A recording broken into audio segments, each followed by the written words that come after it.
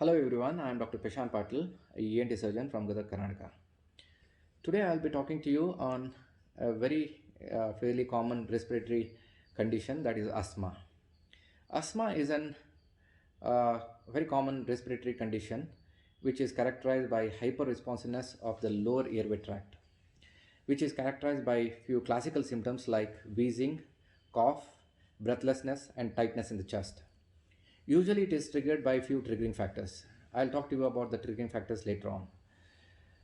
For many, it can significantly hamper the quality of life, and for few, it can be fatal. So, this condition can neither be neglected by the patients nor the doctors.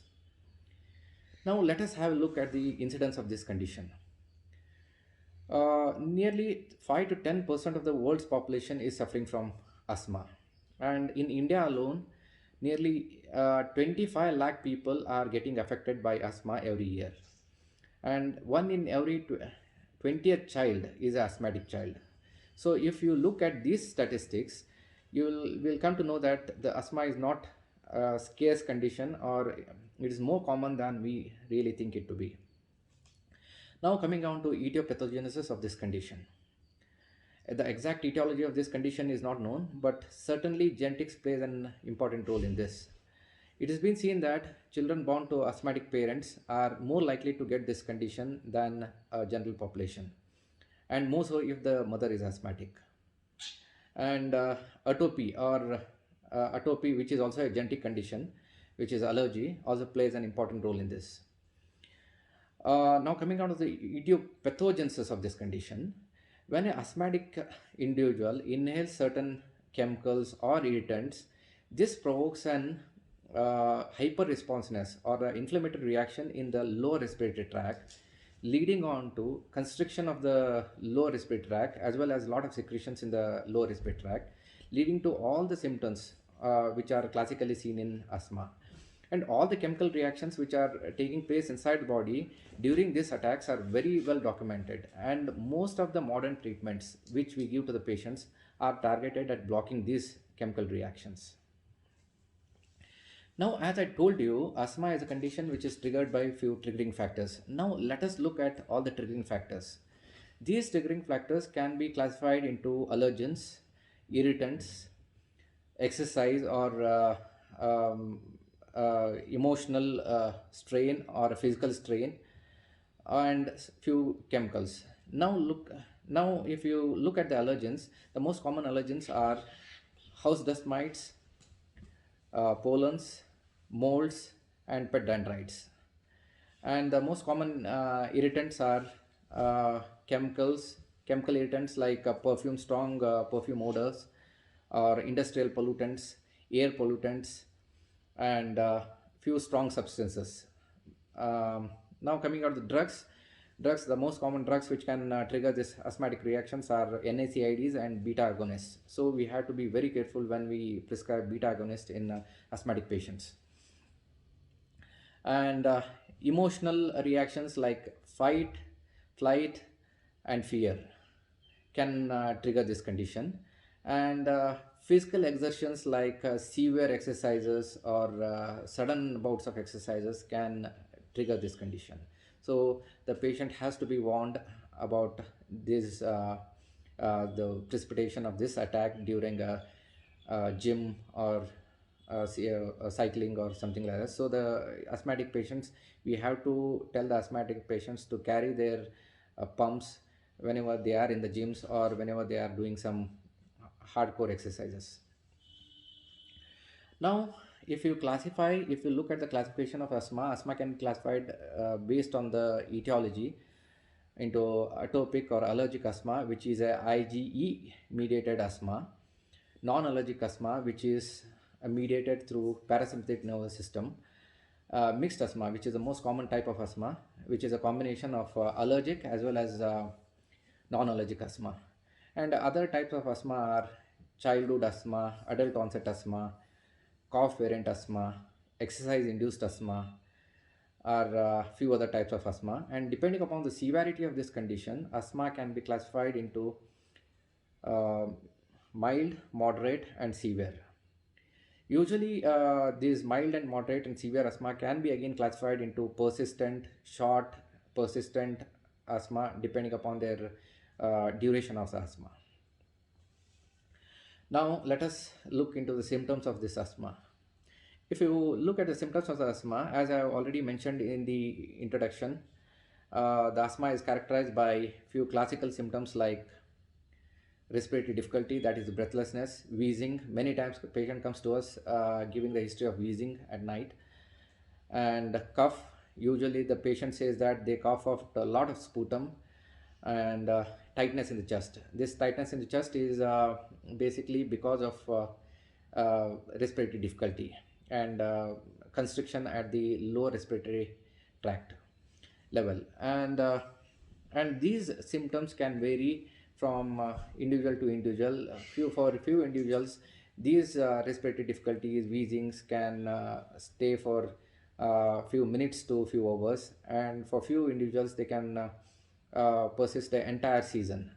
So this condition has to be treated in such patients, and for few patients they might be mild the bronchoconstriction leading on to mild symptoms, and few they might be in severe symptoms.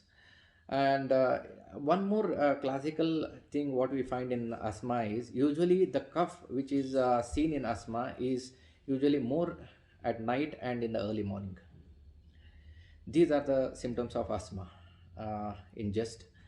And if you look at the now coming on to the investigations, blood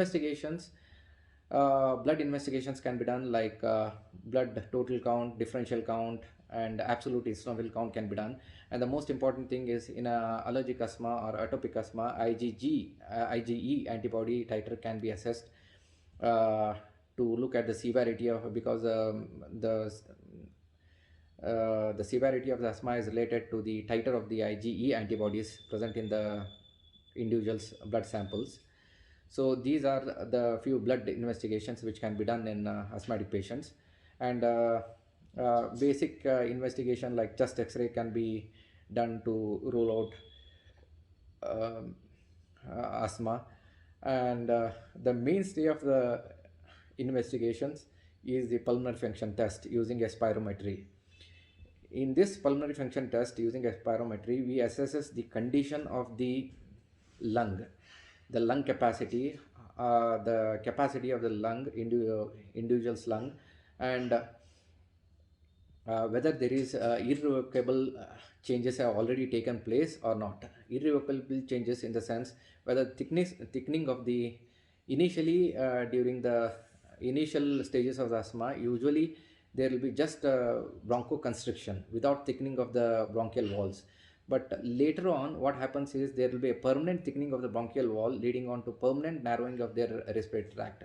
So these things can be assessed using a spirometry. So spirometry is the gold standard and the mainstay of treatment investigation in asthmatic individuals. Now coming down to treatment of asthma. As we all know that this condition cannot be permanently cured, this condition can be controlled with either medication or lifestyle modifications. Lifestyle modifications in the sense the patient will have to look into all the triggering factors which provoke or instigate an attack of asthma in him, and he'll have to avoid all those instigating factors. And the mainstay of treatment is the medications. In medications, the medications can be given through oral route or inhalation or nebulization or IV route. These medications are divided into quick relief medications and long-term medications. Quick relief medications are basically meant for people who have got a mild variant of asthma, which usually lasts for one or couple of days or a few days. And long-term treatment are usually given for moderate to severe type of asthma or a persistent, moderate and severe persistent asthma. These long-term medications are usually given to prevent the complications of asthma, and also they to certain extent arrest the progression of this condition or worsening of this condition. So these basically these drugs or short acting drugs are usually short acting beta agonist and theophylline group of drugs which are given or on a oral basis. And basically what they does is they relaxes the smooth muscles of the respiratory tract and give relief to the patients. In long term therapy of the asthma, usually inhalers are given. Usually long acting beta agonist or a long acting corticosteroid is given as an inhaler, or a combination of these two drugs can be given as an inhaler.